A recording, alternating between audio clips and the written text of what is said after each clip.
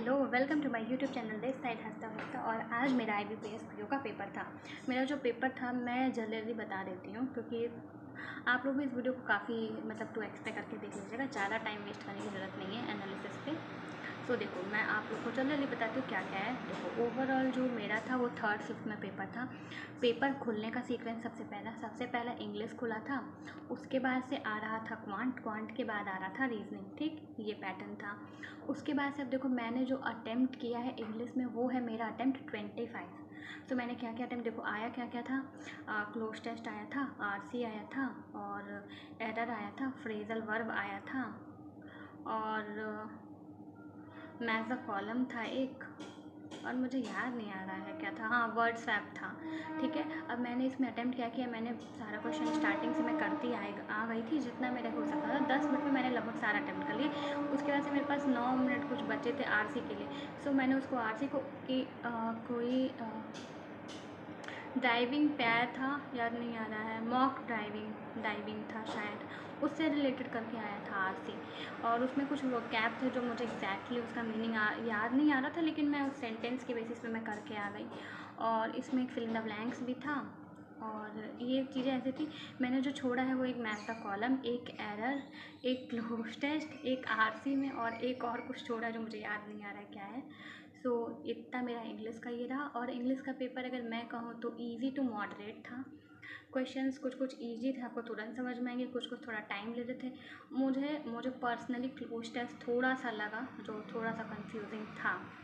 Now बात करते हैं क्वांट की। क्वांट में मेरे अटेम्प्ट 20 रहे। I know it is not up to the mark, लेकिन देखो क्या था, मुझे हल्का सा कैलकुलेटिव लगा, पता नहीं क्यों क्वांट। स्टार्टिंग में मेरा खोला तो एक क्वेश्चन से पहले एक अर्थमेटिक था, उसके बाद से नंबर सीरीज था, फिर कुछ अप्रॉक्सीमेशंस के क्वेश्चन थे, फिर DI थी, केसलेट था, ऐसे ऐसे करके ओपन हुआ। तो मैंने इसमें सबसे पहले DI उठाई, एक टेबल वाली DI थी जिसमें मेरा बार ग्राफ था, एक डेटा दिया था एवरेज का और एक उसका डायरेक्ट दिया हुआ था, और मुझे ऐसे 2 निकालना था उसमें। ठीक है, तो एक ये था, तो ये आसान था, ये जल्दी हो गया।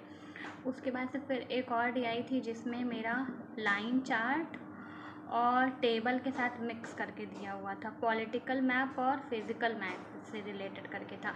लाइन चार्ट पे मुझे डायरेक्ट फिज़िकल मैप का डेटा दिया था, और फिर उसके बाद से रेशियो दिया था टेबल में। इससे रिलेटेड 6 क्वेश्चन थे लगभग। मैंने 2 छोड़ दिए, वो काफ़ी बड़े थे और शायद वो थोड़ा कैलकुलेटिव भी थे। उसके बाद से आई विल डू अप्रॉक्सीमेशन मैंने तीनों किया, और मैं नंबर सीरीज ट्राई करी, पर मैं थोड़ा सा उतना कर नहीं पाई, थोड़ा स्पीड में। एक्चुअली मेरा DI में एक फंस गया, मैंने डेटा गलत नोट कर लिया गलती से, अब वो थोड़ा सा गलत हो गया। उसके बाद से मैंने कुछ अर्थमेटिक वगैरह किए, तो फिर मेरा टाइम यही। हाँ, लास्ट में मैंने केसलेट भी अटेम्प्ट किया था। लास्ट में मैंने उस टाइम बचा था, आई अटेम्प्ट द केसलेट। तो मुझे लगता है कि मैं थोड़ा क्वांट में 25 तक जा सकती थी, बट वो कैलकुलेशन मिस्टेक 20+ जा सकती थी, और बट हुआ नहीं, कोई बात नहीं। एंड नाउ रीजनिंग की बारी। रीजनिंग मेरे शिफ्ट में अच्छा था, इजी टू मॉडरेट था। एक सर्कल का क्वेश्चन था जो इन आउट था, 7 लोग बैठे थे, वो थोड़ा सा अच्छा था, पॉसिबिलिटी वाला था। बाकी 6 लोग थे, वो लोग कुछ फ्रूट पसंद करते थे, वो भी अच्छा था। एक फ्लोर बेस था, 6 फ्लोर थे, उसमें कुछ लोग थे कुछ चीज़ें शायद पसंद करते थे या कुछ तो था, वो भी अच्छा था। और एक था कैटेगरी बेस, एक था डायरेक्शन, और ब्लड रिलेशन था, इनइक्विटी लॉक्स। अब मैंने रीजनिंग अटेम्प्ट किया है 30। ठीक है, इसमें मैंने सबसे पहले मेरा ओपन हुआ था वो क्या नाम है, कैटेगरी वाला, बट मेरा कैटेगरी थोड़ा फर्स्ट था, उसके 4 क्वेश्चन थे। उसके बाद से एक मिसलेनियस का क्वेश्चन था। मिसलेनियस में कुछ वर्ड दिया था, उससे रिलेटेड सिंबल में कोड दिया था, तो वो मुझे उस समय समझ नहीं आया, तो मैं छोड़ दी। छोड़ने के बाद आई अटेम्प्टेड द वो वाला क्वेश्चन किया।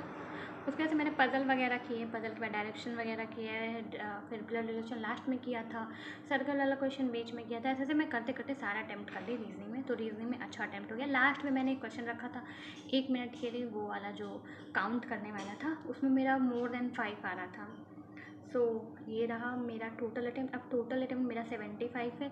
एक्यूरेसी केवल इंग्लिश में हल्की सी ख़राब हो सकती है, क्योंकि उसमें थोड़े कुछ मैंने 75% में मार दिए हैं कुछ क्वेश्चन। और इतना रहा। अब आप लोग जिनका भी कल पेपर है उनको ऑल द बेस्ट, अच्छे से करें। अब मेरा NICL का पेपर 27 को है, और मैं कल थोड़ा सा देखती हूँ क्या पढ़ना है, अभी तो थोड़ा रेस्ट करेंगे।